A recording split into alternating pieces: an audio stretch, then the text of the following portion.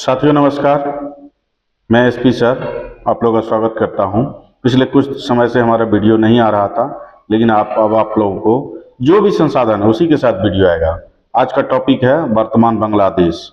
ये आगामी current affairs के लिए, चाहे जो भी परीक्षा हो, चाहे TRE 4 हो, बिहार पुलिस हो, BSSC की कई परीक्षाएं हैं और भी जितनी भी कॉम्पिटिटिव परीक्षा है उसमें करंट अफेयर के तौर पर ये काम देगा आपको। वर्तमान बांग्लादेश ढूंढने का हमारा मकसद यही है टॉपिक, क्योंकि हमारा बांग्लादेश नज़दीकी पड़ोसी है और वहाँ पर पिछले कुछ वर्षों से भारत के रिश्ते तनावपूर्ण रहे हैं। इस वजह से वहाँ पर अभी जो चुनाव हुआ है, इन्होंने बांग्लादेश की शांति की तरफ ले जाने में बड़ा अच्छा काम किया है। तो बात करते हैं बांग्लादेश के ऊपर। नए PM वहाँ पर बने हैं। अभी आपने देखा 12 फरवरी 2025 को बांग्लादेश में 300 सीटों के लिए एक साथ चुनाव हुए, जिसमें नए PM बने हैं 17 फरवरी को तारिक रहमान। कौन बने हैं नए PM? तारिक रहमान। याद करिए, इनके पिता का नाम था जियाउर रहमान, जो कि पूर्व राष्ट्रपति रह चुके हैं, सेना में भी काम कर चुके हैं। इनकी माता का नाम खालिदा जिया है, जो कि पूर्व में PM रह चुकी है। हाल ही कुछ समय पहले उनका निधन हो गया था, तभी तारिक रहमान को बांग्लादेश नेशनलिस्ट पार्टी की कमान मिली। इनकी पार्टी का नाम है BNP, बांग्लादेश नेशनलिस्ट पार्टी, यानी कि बांग्लादेश राष्ट्रवादी पार्टी भी इसे कह सकते हैं। इनको सीट मिली कुल 212, 300 में से। वहीं विपक्ष के नेता, जो विपक्ष की पार्टी है, उसका नाम था जमात-ए-इस्लामी। वो एक कट्टरपंथी विचारधारा वाली पार्टी थी। इन्हें 77 सीट मिला, इसलिए विपक्ष में है। जमात-ए-इस्लामी का मानना था कि हिंदुओं के लिए जो वर्तमान स्थिति है उसमें कट्टरपंथी विचारधारा ज्यादा शामिल थी, और ये मुसलमानों के लिए भी खास तौर पर पर्दा प्रथा को अभी भी मानती है, टेक्नोलॉजी ज्ञान विज्ञान में कम भरोसा करती है। इस शरीयत के अनुसार से जमात-ए-इस्लामी ये चलाना चाहती थी।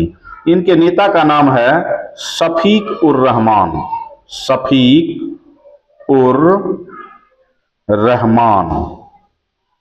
बांग्लादेश जो कि आगे बढ़ना चाहता है, कट्टरपंथी विचारधारा को नकार दिया और नई विचारधारा वाली पार्टी, जो तारिक रहमान नए लीडर है, ये लंदन में रह रहे थे और इन्होंने इनोवेशन को, युवाओं को तरजीह देने की बात कही। अल्पसंख्यक समुदाय जो बांग्लादेश में हिंदू है उनको भी साथ लेकर के चलने की बात कही, और नए मंत्रिमंडल में 2 नए हिंदू चेहरे को भी जगह दी है। काफी लोगों को टिकट भी दिया था हिंदू को चुनाव में, जिसमें से 4 लोग जीत करके बांग्लादेश की पार्टी में आए। अब बात करते हैं कि ये सब कहानी शुरू कैसे हुई। इसकी शुरुआत हुई थी मित्रों अगस्त 2025 में, जब शेख हसीना वहां पर PM थी बांग्लादेश में। वो भारत आ गई क्योंकि वहां पर बांग्लादेश में कुछ छात्रों के द्वारा विरोध प्रदर्शन किया गया, और विरोध प्रदर्शन का रूप इतना बिगड़ा कि प्रधानमंत्री को अपनी कुर्सी गंवानी पड़ी और वो भारत आ गई।